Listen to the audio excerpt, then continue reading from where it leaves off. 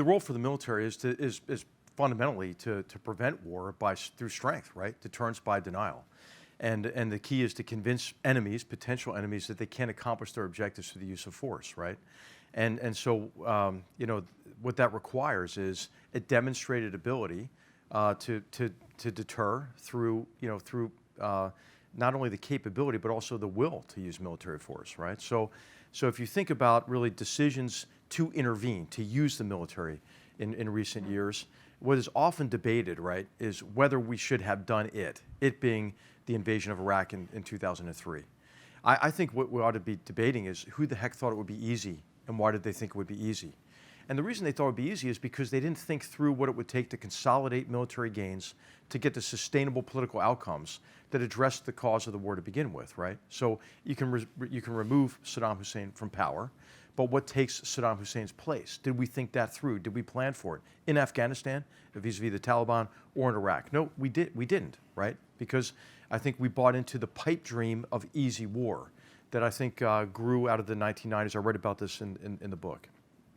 So you have to maintain a capable military to deter war, right? This is what George Washington said, right? The best way to prevent war is to have the ability to win, right? To fight and win.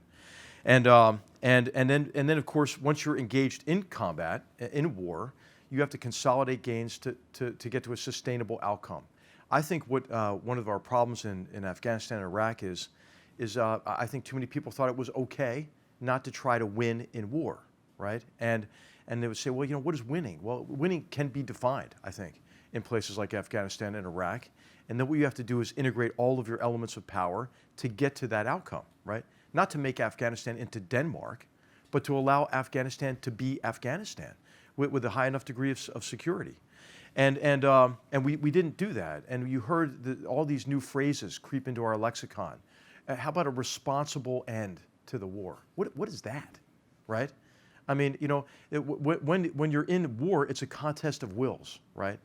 I mean, and these metaphors are not useful oftentimes, but I don't know any boxers who get in the ring and say, I'd really like to bring this fight to a responsible end, And you have to be determined to do that in war, and you have to marshal the will to do that, as well as do the thinking that's necessary to consolidate the gains.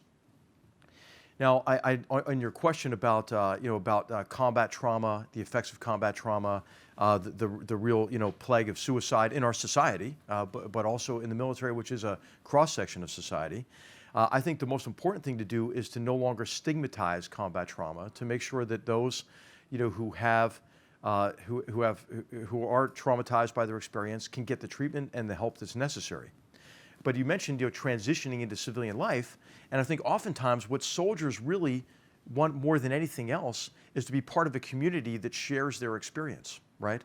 And so I think integrating veterans back into our society is immensely important. I don't know if you've seen the long essay, short book by Sebastian Junger called Tribe, which I would recommend to you, that talks about this phenomenon of soldiers leaving really an organization that is high stakes, right?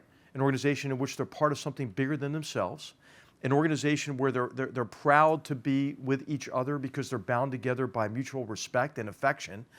Military units, good military units, take on the qualities of a family, and then they leave that experience and then go back into a society where we are better connected to each other than ever electronically, but I would say we're more distant from one another than ever emotionally and psychologically, right?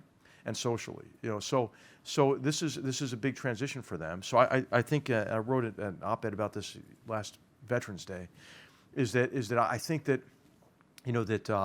that what we can do is welcome veterans in and integrate them. There are some really good organizations out there, like Team Rubicon, for example, which is it's a veterans organization that mobilizes veterans to help their fellow citizens when there's a natural disaster, right? So, when the flooding happened in Houston, a couple years ago, veterans mobilized to go help their fellow citizens, and that itself was therapeutic.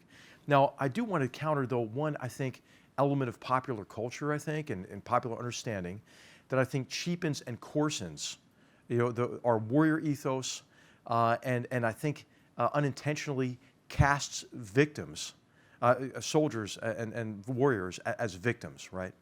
Or as traumatized, fragile human beings. I believe that the vast majority of veterans come out of even the most harrowing experience stronger than when they went in. And you wouldn't know that, right? You wouldn't know that by the way that veterans are portrayed in popular culture. So I think we have to really guard against that. We have to recognize, okay, hey, all of us in this room, we all have a breaking point, right? All of us do.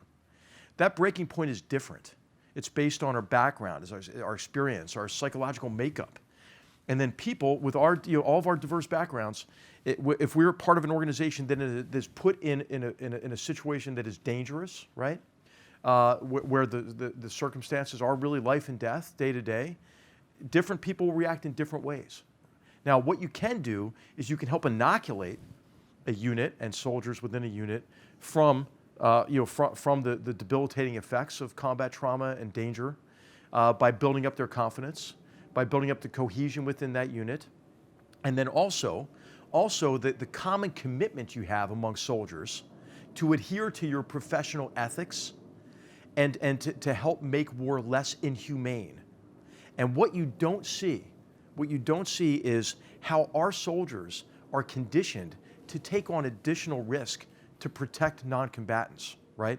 So I think what a lot of Americans don't understand is that American warriors are both warriors and humanitarians, right? That is the expectation of them. That is our warrior ethos, right?